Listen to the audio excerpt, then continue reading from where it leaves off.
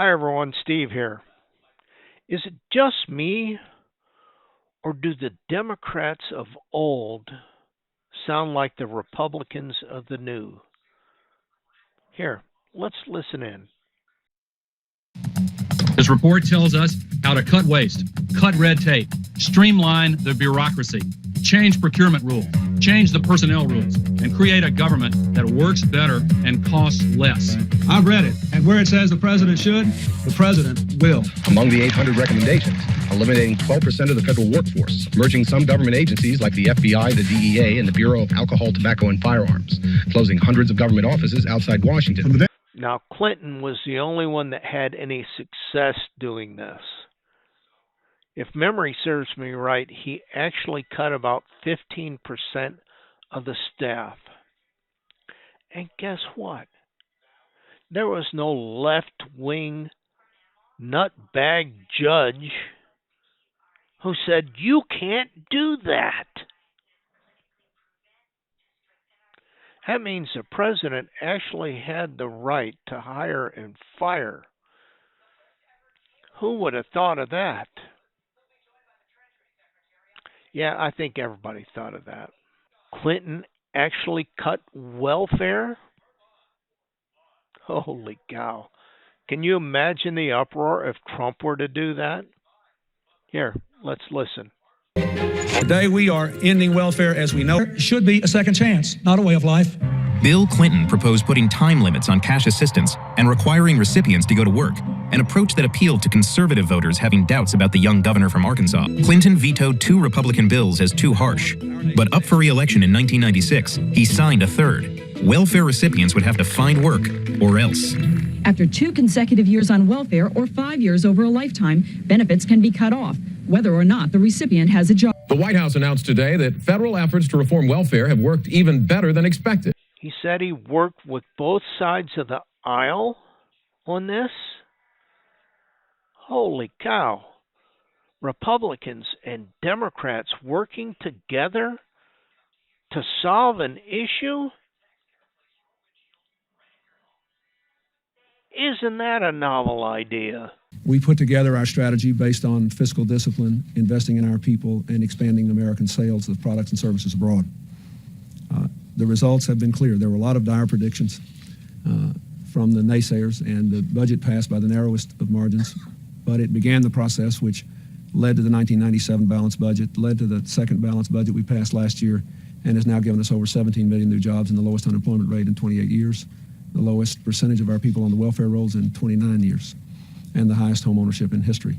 All of you can be justly proud of the role you played in that. Now, just 3 months ago, we were able to announce for the first time in 3 decades a budget surplus. Even Obama sounds like a Republican. Listen in. I took office. One of the commitments that I made to the American people was that we would do a better job here in Washington in rooting out wasteful spending. We thought that it was entirely appropriate for our governments and our agencies to try to root out waste, large and small, in a systematic way. It means cutting some programs that I think are worthy, but we may not be able to afford right now. Everyone knows that getting rid of the deficit will require some tough decisions. And that includes cutting back on billions of dollars in programs that a lot of people care about. But what should be easy is getting rid of the pointless waste and stupid spending that doesn't benefit anybody. Waste we should be getting rid of, even if we didn't have a deficit. We're off to a good start. Over the last 2 years, we've pulled the plug on all kinds of ridiculous practices. Apparently, the government used to overnight containers filled with nothing. Don't ask why that is. Sure, some of these cuts aren't that big, but no amount of waste is acceptable. Not when it's your money. Not at a time when so many Americans are already cutting back. Just as families are living within their means, government should too. So we can invest in the things that we know will create good jobs and grow the economy. Things like education and technology. Besides, after a while, all these cuts add up. Already we've identified about $33 billion in savings, just for this year. And we're not finished, not by a long shot. You're paying for thousands of buildings all across the country no one uses. For the last decade, the government's owned a massive and completely empty warehouse in the middle of Brooklyn, for example. Now, the government hadn't been able to sell this building and others like it because of red tape and Washington politics that held things up for years. But we're finally cutting through all that and plan to get rid of these buildings in the months ahead. All of these efforts to target waste and make government more efficient have been a priority for my administration since day one. But as we work to tackle the budget deficit, we need to step up our game. We need to go after every dime. We need to make government work for you. He actually said we need to go after every dime? Isn't that what DOGE is doing? That's why, starting today, I've asked the Vice President to lead a renewed effort to hunt down misspent tax dollars in every agency and department of this government. We're calling it the Campaign to Cut Waste, and I know Joe's the right man to lead it, because nobody messes with Joe. There's a new standard by which the government is going to function from this point on. The American people are entitled to transparency. By that I mean they're entitled to be able to figure out where their dollars are going, and they're entitled to accountability to make sure that we're using the dollars for what we said it was for. We need a government that actually works for you? Man, he sounds a whole lot like Trump. The American people are entitled to transparency and accountability? You mean like DOGE is doing? The one good thing he did is he brought together 6 Republicans and 6 Democrats to work on this. Yep. Republicans and Democrats working together again. But he made the mistake of putting it under Biden. Isn't that a little like the fox guarding the hen house? I mean, it was only 3 months after he was elected vice president that Hunter and him started this China and Russia deal. Maybe that's why Obama wasn't so successful. Let's give a listen here to Biden. And notice that the background says making government more accountable. A new standard of transparency and accountability so that the taxpayers would know where their dollars were going and whether or not they're being spent wisely.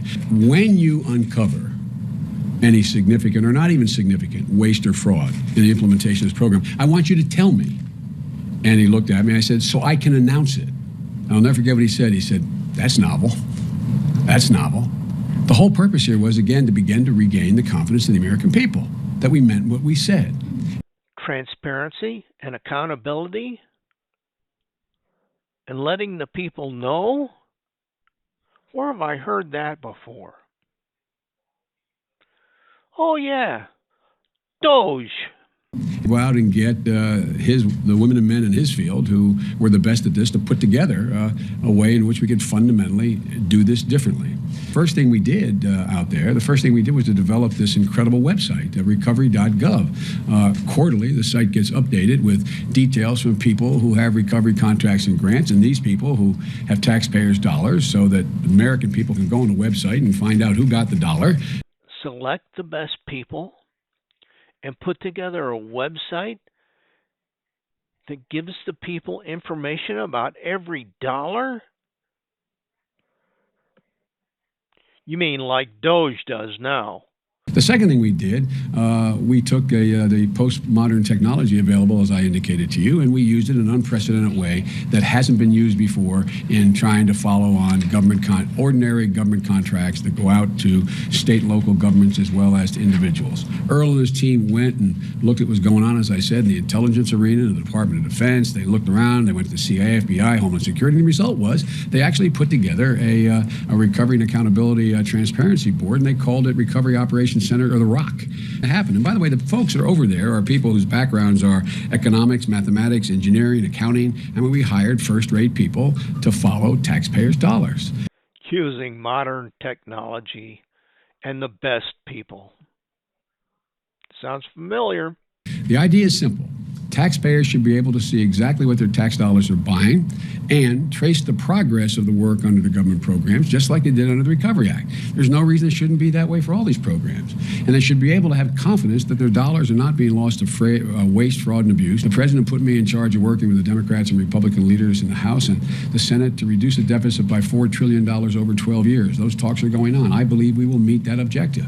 Taxpayers should be able to see what their dollars are buying and trace the progress of government? Where have I heard that before? Sounds an awful lot like DOGE again. Now let's take a second to listen in to Nancy and Chucky talking about Medicare. We cannot keep our promises on Medicare. We simply must make the cuts in waste, fraud, and abuse in Medicare so that the benefits and the premiums are untouched. We owe it to our seniors. We owe it to our country. When I hear my friend Dave Camp say you cannot cut money out of Medicare, well, we don't want to cut the good stuff that you point out, or add the prevention. But if we're going to, if what Senator Coburn says, that 1/3 of Medicare doesn't go to patient care, you can't just get up there and say we don't want to cut anything out of Medicare. We want to cut the bad stuff and keep the good stuff. They want to cut Medicare? What a novel idea. The biggest increase in the entitlements is the upward spiral of medical cost and prescription drug cost and the rest. So this healthcare reform, if there were no other reason to do it except to contain the rising cost of health insurance and care in our country, that would have been the justification. This bill saves $1.3 trillion. $1.3 trillion. Yeah, you heard that right. She cut $1.3 trillion out of Medicare. And today she's out protesting in the street. You can't touch Medicare. Let's listen in to Bernie and see what he's got to say about the military budget. The truth is, when we speak about discretionary spending, the money is in the Defense Department. That is more than half of our discretionary spending, and I think it's appropriate, and the GAO has taken a hard look at defense spending. Not to say that that is the only agency, but that's where a lot of money is. At a time when the U.S. spends more on the Pentagon than the next 9 countries combined, and when over half of our discretionary spending goes to the Pentagon, we have got to pay close attention to this issue. Mr. Chairman, GAO has identified over 100 needed reforms at the Defense Department to increase efficiency and reduce waste. Let's listen to President Trump talk about the waste, fraud, and abuse that DOGE has already found. DOGE, which is now waging war on government waste, fraud, and abuse, and we've begun the largest deregulation of industries and other things. It's property regulation that has ever done. I lead the way on my first 4 years. We did more deregulation than any other president in history. And I brought a little list along that I thought I'd just read. Some of the places, when you mentioned DOGE, some of the places that this money has gone. And these are the ones that I feel I could read. There are some that are so nasty and dirty and horrible that I don't want to really read them because I assume they have television on. I have guarantee they do. I let the press in today because we have nothing to hide, right? It's much better. They said, do you want to let the press in? I said, why not? You think Biden would do that? I don't think so.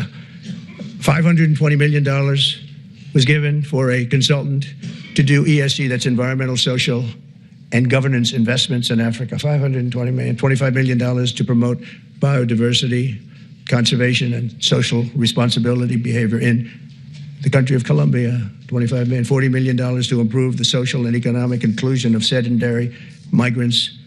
They have no place in particular they were thinking of. There is no location. The money was sent out, but they have no idea where it's going. $42 million for social and behavior changes in Uganda, and $10 million for Mozambique medical male circumcision. People that who have to be circumcised in Mozambique. $14 million for improving public procurement in Serbia. $486 million to a consortium for elections and political process strengthening, which $22 million was for inclusive participatory political process in Moldova. And $21 million going to my friend, Prime Minister Modi in India, for voter turnout. We're giving $21 million for voter turnout in India. What about us? I want voter turnout too, Governor. And now they're protesting in the streets over the waste, fraud, and abuse that has been found? This is either one of two things. Either they really don't care about the issues, and this is just their "we must stop Trump" campaign, or Elon is actually taking money out of their pockets. You know, if you look at career paths and look at the percentage of millionaires there are, you look at lawyers. Lawyers make up about 6% of lawyers are millionaires. And then engineers are about 12%. Doctors fall in at about 40%. 40% of them are millionaires. But then you look at politicians. Over 90% of politicians are millionaires. I wonder where all that waste and fraud goes. Now, I'm not talking just millionaires. I'm talking hundreds of millions of dollars for a job that hasn't paid over $200,000 a year. But they're multi-millionaires. You know, Pam Bondi has actually got a criminal prosecution going on right now for some of the members of USAID. I hope to God she starts putting some people in jail. If you like what you heard, hit the like button down below and have a good day. Thank you.